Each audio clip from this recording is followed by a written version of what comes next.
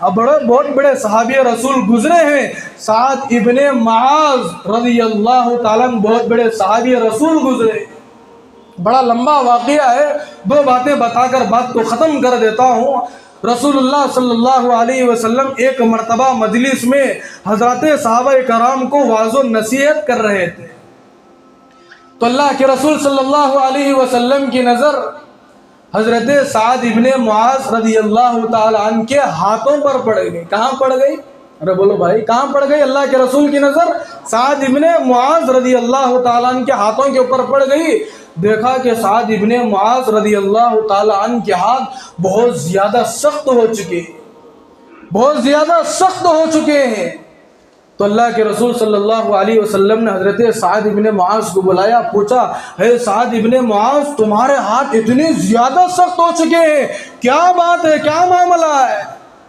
تو سعد ابن معاذ رضی اللہ تعالیٰ نے اللہ کے رسول صلی اللہ علیہ وسلم سے کہا، اللہ کے رسول، میں خود محنت کرتا ہوں اپنی بیوی بچوں کو کھلانے کے لیے، اپنی بیوی بچوں کے پیٹ کے لیے حلال طریقے سے میں خود زراعت کا کام کرتا ہوں، کھیتی باڑی کا کام کرتا ہوں، محنت کرتا ہوں، مزدوری کرتا ہوں، جس کی وجہ سے اللہ کے رسول میرا ہاتھ کیا ہو گئے؟ سخت ہو گئے.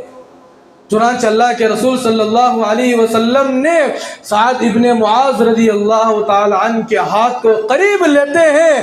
بزرگان محترم، قریب لینے کے بعد اللہ کے رسول صلی اللہ علیہ وسلم بوسہ دیتے ہیں، اور اللہ کے رسول صلی اللہ علیہ وسلم بوسہ دینے کے بعد ارشاد فرماتے ہیں، اللہ کے رسول صلی اللہ علیہ وسلم ارشاد فرماتے ہیں کہ جو مسلمان حلال طریقے سے محنت کر کے، تجارت کر کے کماتا ہے، اللہ کے رسول صلی اللہ علیہ وسلم نے فرمایا کہ بروز قیامت حلال کمانے والے انسان پر جہنم کی آگ کو اللہ پاک حرام فرما دیتے ہیں.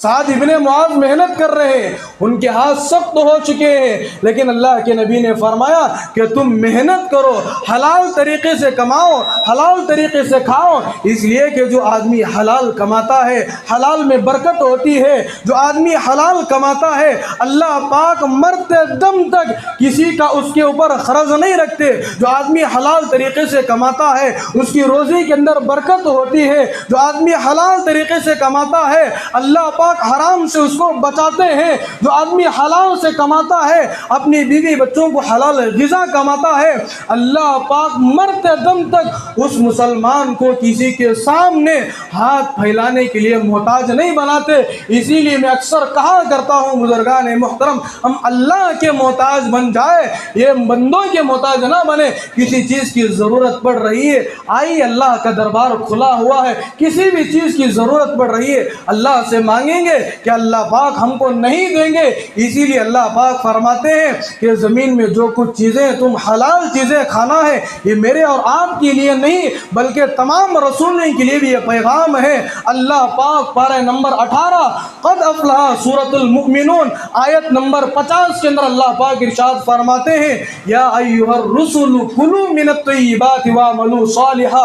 اللہ پاک رسولوں سے خطاب کر کے فرماتے ہیں، اے تمام پیغمبروں، اے تمام رسولوں، اے تمام انبیاء، تمہارے لیے بھی یہ پیغام ہے کہ تم زمین میں جانے کے بعد پاکیزہ چیزیں کھانا ہے، وَعَمَلُوا صَالِحًا، اور نیک کام کرنا ہے. بزرگان محترم، یہ ہم سب کے لیے حکم ہے. جب تک ہم دنیا میں رہے حلال کمانے کی فکر میں لگنا ہے، چاہے 2-4 گھنٹے زیادہ محنت کرنا پڑے، محنت کرتے جاؤ، لیکن حرام سے دور رکھو، حرام سے اپنے آپ کو بچاؤ، ورنہ حرام کھائیں گے. سب سے پہلی بات تو یہ کہ نیک اعمال کرنے کے لیے جذبہ نہیں ہوگا. سب سے پہلی بات یہ ہے کہ اعمال کرنے کی طرف، اعمال کرنے کا شوق، اعمال کرنے کا جذبہ ہمارے دلوں سے ختم ہو جائے گا. جب اعمال ہی نہیں کریں گے تو ہم اللہ کے مقرب بندے کہاں سے بن سکتے ہیں؟